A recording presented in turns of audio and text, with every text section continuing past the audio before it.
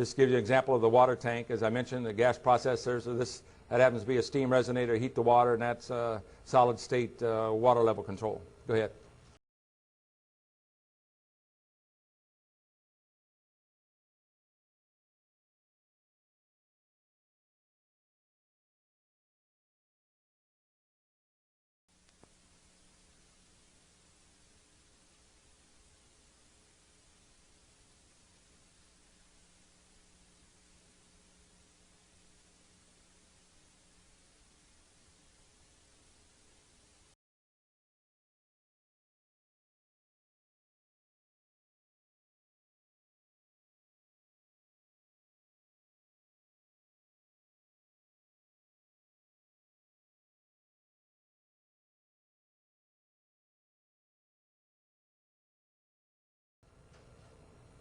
Here's a dune buggy that's now being developed. You'll see the dune buggy run on the water. This is going into pre-engineering stage. That happens to be the computer system has been developed in order to control the flow of water going into the system. This shows a steam resonator we talk about to prevent the water from freezing in the wintertime.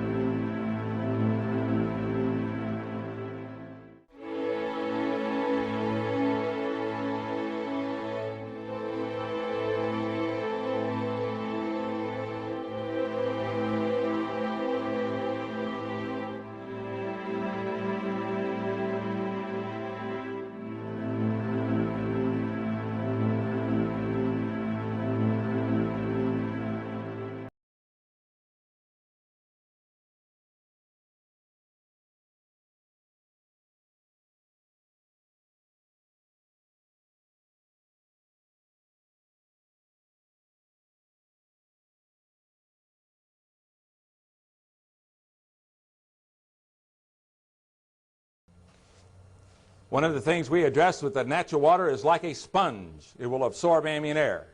What proves that out? Any of you gone fishing? You ever look at the gills of a fish? The gills of a fish does not change the molecular or the chemical structure of water. The only thing it does is agitates the water molecule to release dissolved air. You know, in my 9th grade science class, I asked a question that when you light a match in the air, why does not the air burn up? Because the bulk of the air is composed of non-combustible gases like nitrogen that do not support the burning process. We had found out that the water fuel cell is a multi-gas generator. It not only releases the hydrogen and oxygen gases from water uniformly based on the applied voltage potential, it also now releases the ambient air and a bulk of non-combustible gases, or gases that do not support the burning process. And as a result, we now lower the burn rate of hydrogen gas from 325 centimeters a second around to 47 centimeters a second to co-equal that of natural gas. Go ahead.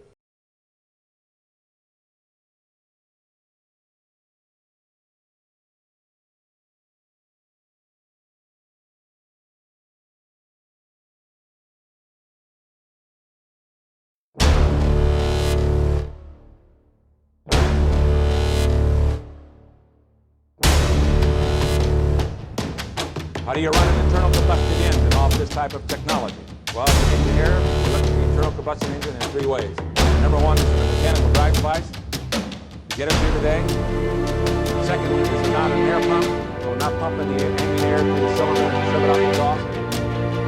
Is it not also a manufacturer of non-combustible gases? Then when the burning process, gas, combustion process occurs, non-combustible gases either mixed back in the water fuel cell or on that to adjust the burn rate of the hydrogen gas and gases.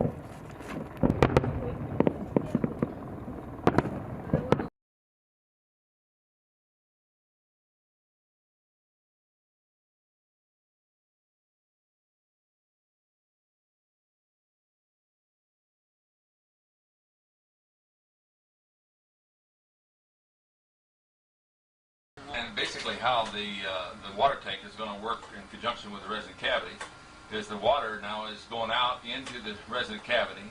Then the gases is now acting as a water pump, which causes the water to go out of the resonant cavity now into this filtering tray, which separates the contaminants and then allows the water to go back into the resonant cavity during.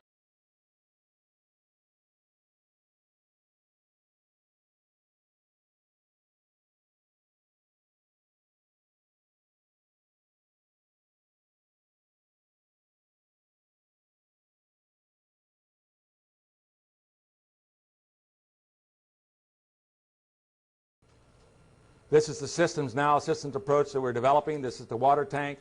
This happens to be the fluid mixing, where we're now taking the ionized ambient air gases, mixing with the exhaust gases to control the burn rate.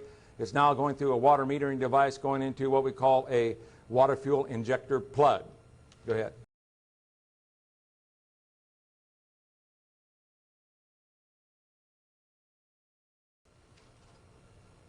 Now, in order to do this, we're now taking natural water. We're now mixing it with ionized ambient air gases and non-combustible gases to regulate the thermal burn rate. And we're now subjecting it to a very high pulse voltage frequency, tuning in to the dielectric properties of the gas, and now performing 3 functions simultaneously in order to release the energy from ordinary natural water on demand.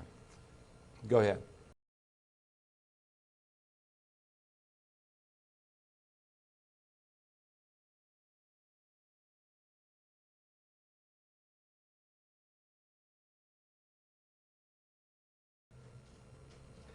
This shows the electronic systems interfacing using, this is the water fuel management system. It's a computer system that now controls the water flow and the firing of the water fuel injectors. Go ahead.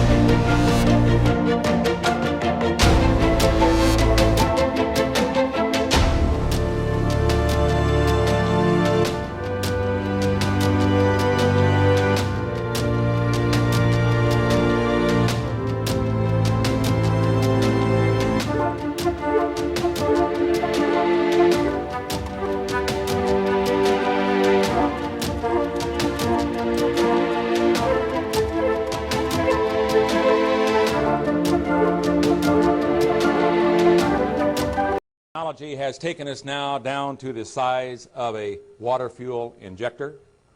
In order to run your car on water, the only thing we need to do is replace your spark plugs, hook it to a computer system, take a water tank, feed the water under pressure around 125 pounds of pressure. The water is converted, goes through a resonant cavity, it's converted into thermal explosive energy on demand that occurs inside the engine. Furthermore, the design technology of the water fuel injector pushes out the water, pushes out any ambient air in the process, and as a result, when the water fills the resonant cavity, and it's now, when high voltage hits it, now converts it, liberates the gases from the water, ionizes it, and then goes into spark ignition. It has minimal amount of interaction with the ambient air, so therefore you knock down any form of nitrous oxide, which is minimal anyhow, to almost an absolutely negligible factor.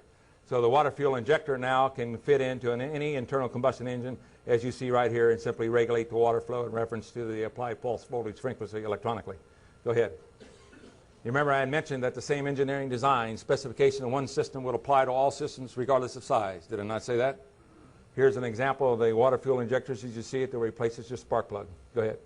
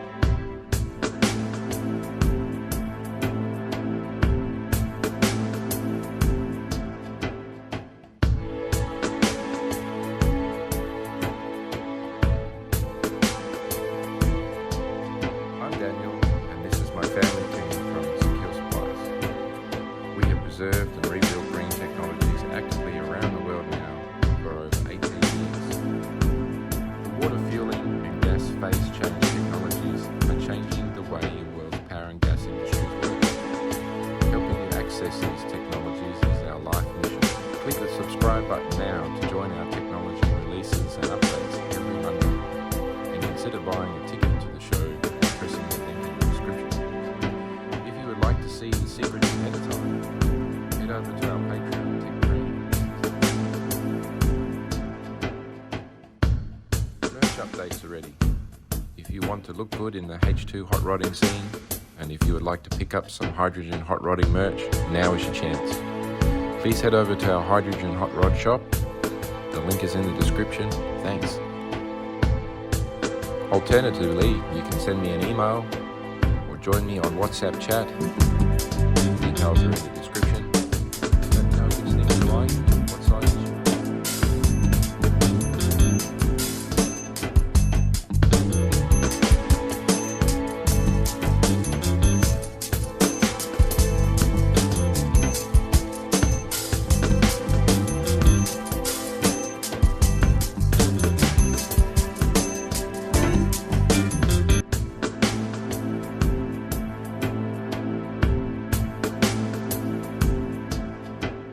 Network of home builders is growing very fast. Whether it's a roadster, supercar, or a yacht build, or maybe even an industrial car or gas energy project. I'm here to assist and guide you. Please head over to the Consult with Dan link in the description, book a discussion, and